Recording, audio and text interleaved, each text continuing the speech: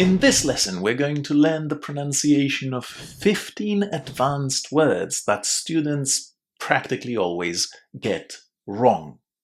This lesson is especially useful if you are intermediate, upper intermediate, advanced, or maybe even proficiency, because even proficiency students, being at that higher level, still make mistakes in pronunciation. We'll practice these words on their own first, and I'll give you a few tips in terms of how to pronounce each of them. We'll then put them into sentences, and finally, we'll finish this lesson with a mini story. We'll be able to practice all the words we have learned. So without further ado, let's deal with our first word today. So how would you say it?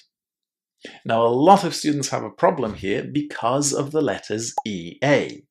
But in fact, this word is pronounced with a short E, the same E that we have inside of the word pet or get.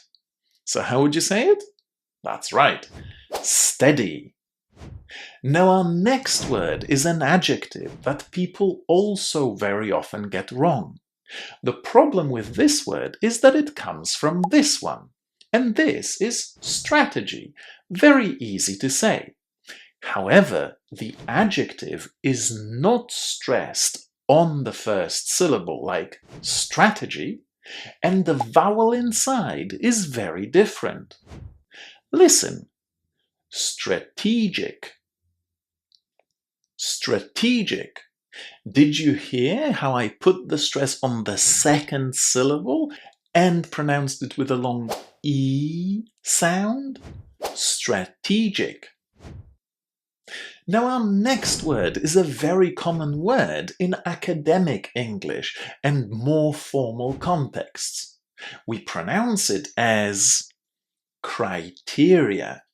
And the problem here is remembering that this I there in the first syllable is pronounced, well, yeah, as an I, exactly in the same way as the letter I in the English alphabet. Criteria. Now, criteria is a plural noun, and in case you are wondering what the singular is, it's criterion, also pronounced with a nice I inside.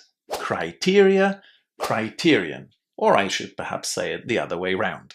Criterion, criteria. Our next two words share a common pronunciation feature, and this is a little hack I'm going to teach you.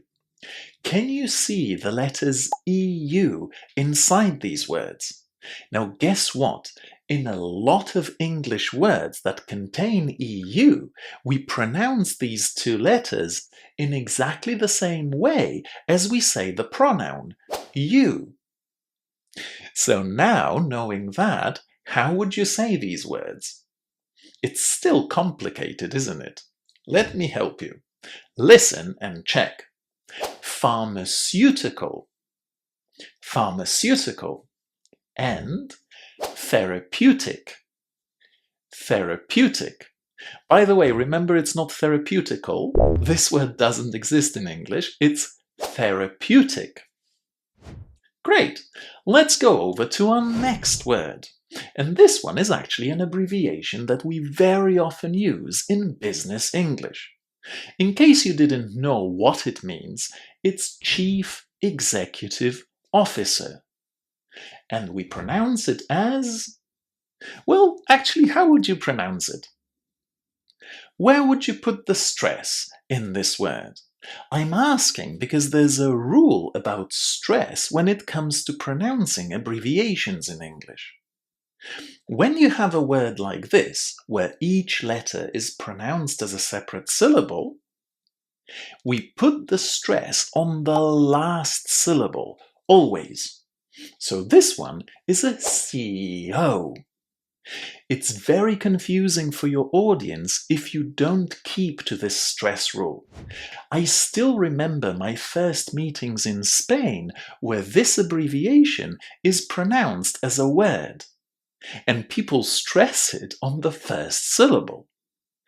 I swear to you that when I was in one of my first business meetings here and a CEO was introducing himself and talking about his role, I couldn't understand what he was saying, simply because he was pronouncing this as a single word and stressing it on the first syllable.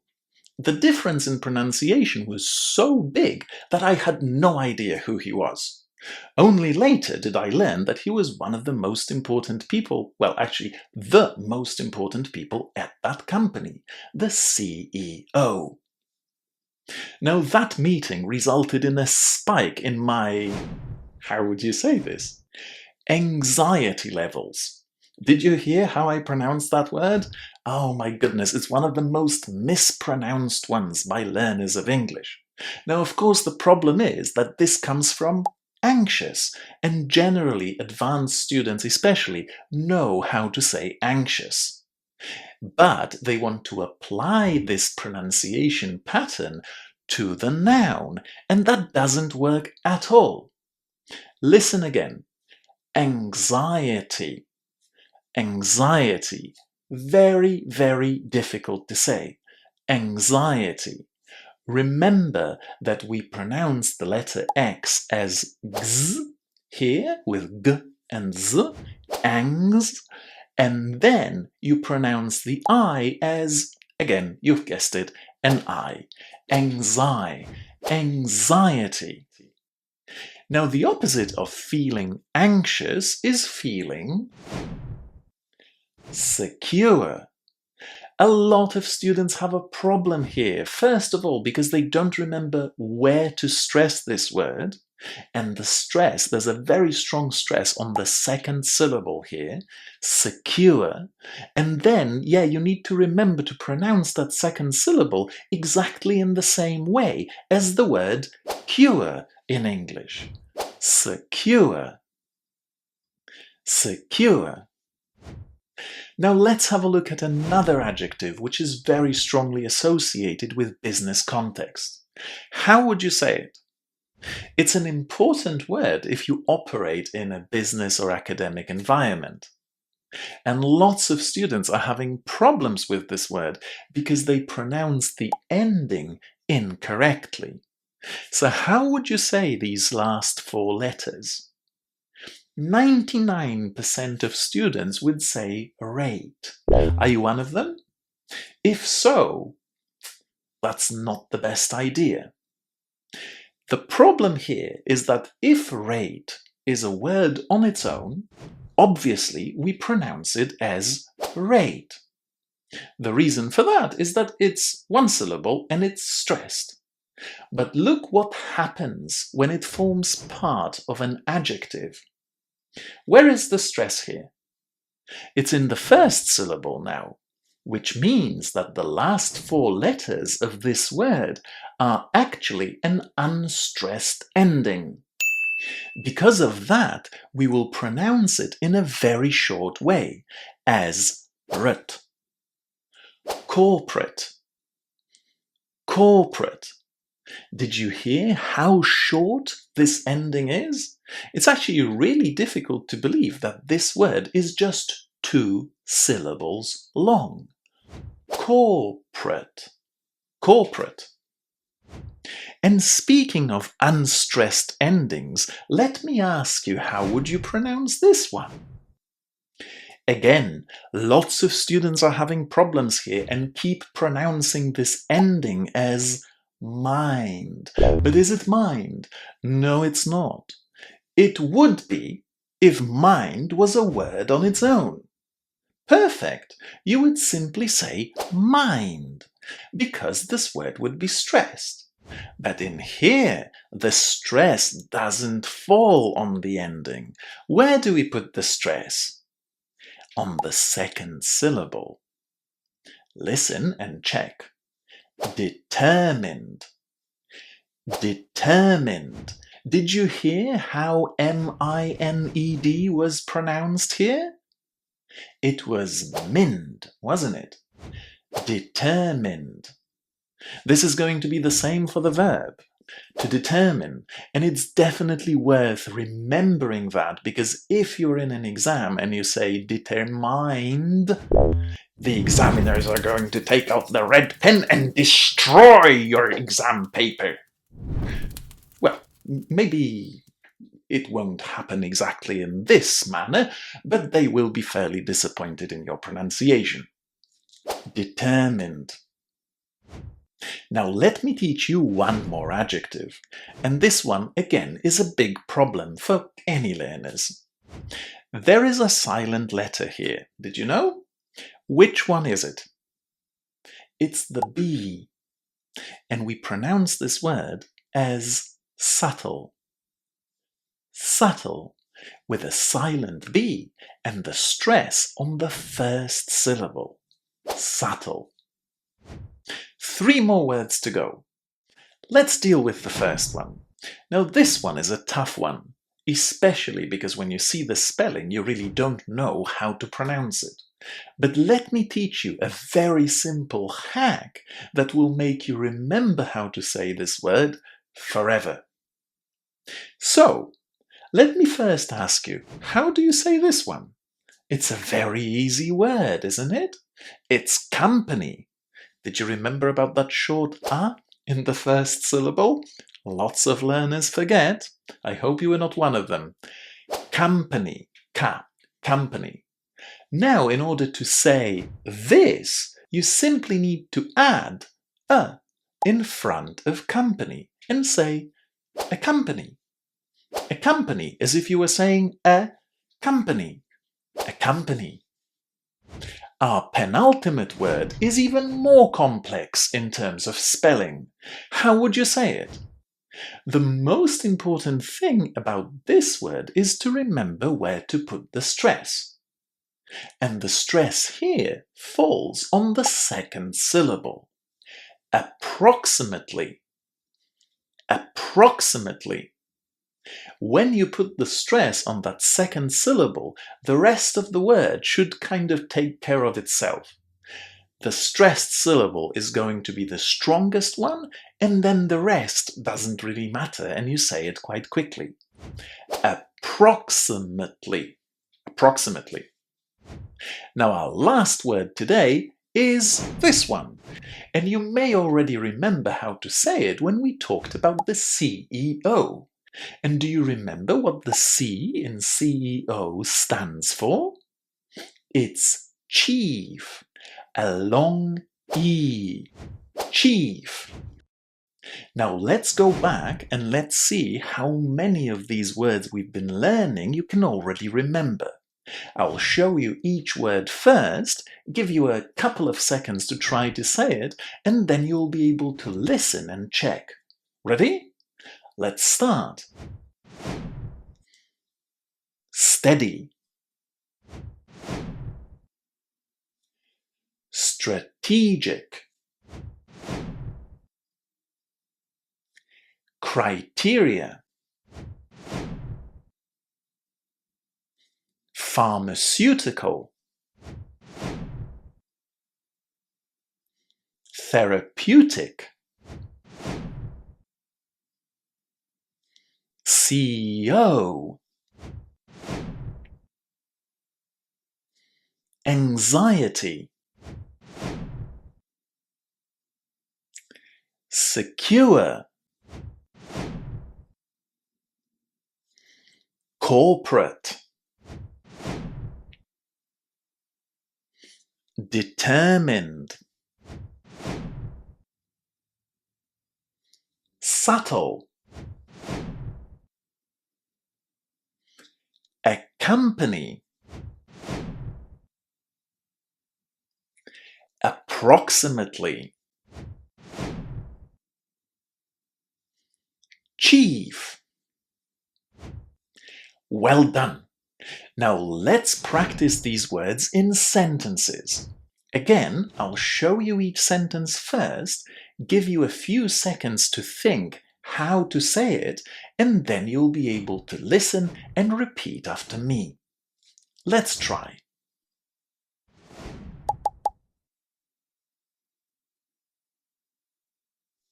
The chief advisor will accompany the CEO.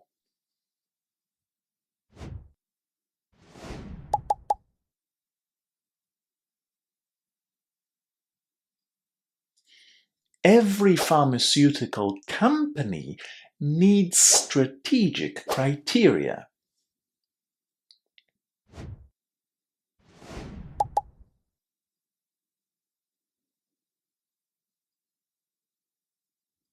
They determine subtle differences in the variables.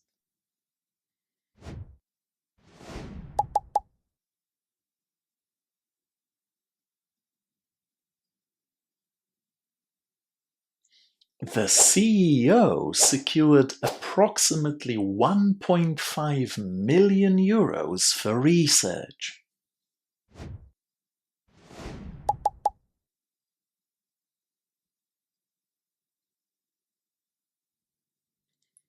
Approximately how much is this therapeutic drug for anxiety?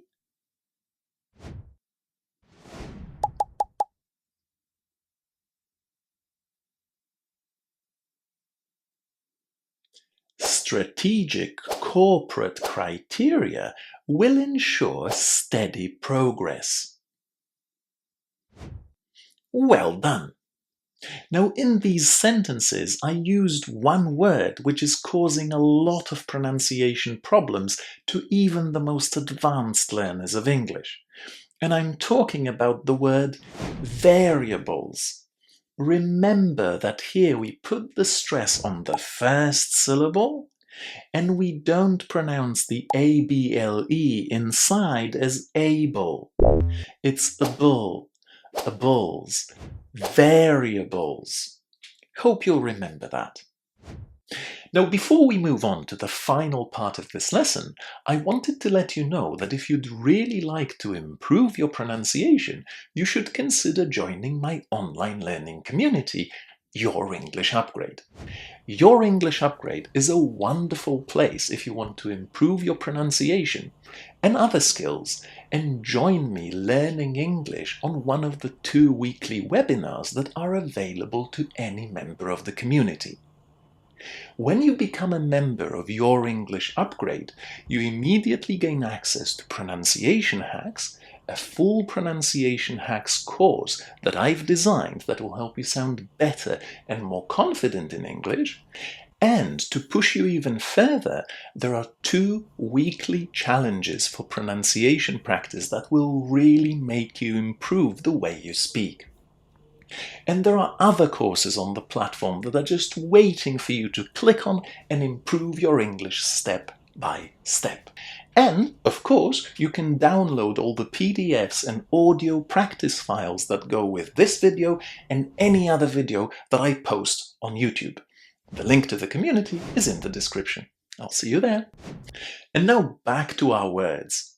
Let's practice them in a broader context. Lots of the words we were learning today were quite serious and formal, and the story I have prepared for you for this video reflects that. So, headphones on, and try to read the text with me. After we've read each sentence, I'm going to give you a bit of time so that you can work on the words that caused the most difficulty for you. Let's go. A pharmaceutical company was working on a new therapeutic treatment for anxiety.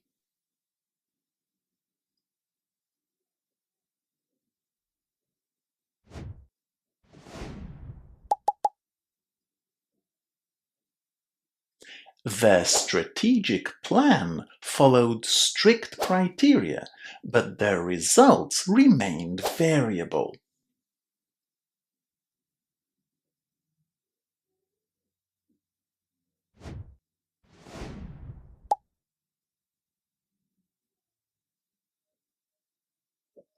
After analyzing the data, however, the team noticed a subtle trend that pointed to inconsistencies in their testing.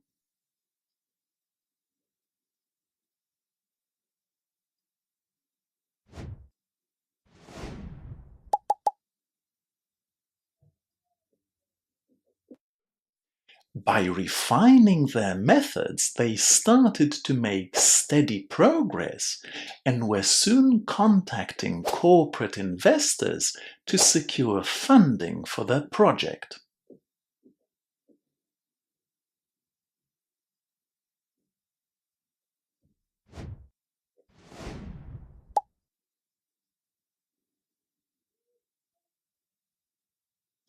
That part turned out to be the hardest, but they were all very determined.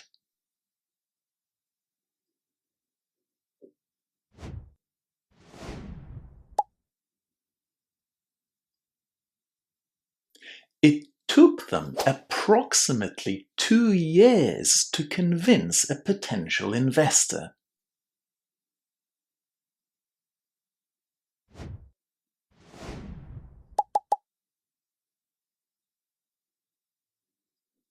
But when they did, the CEO, accompanied by her chief advisors, was finally able to sign the deal of her lifetime.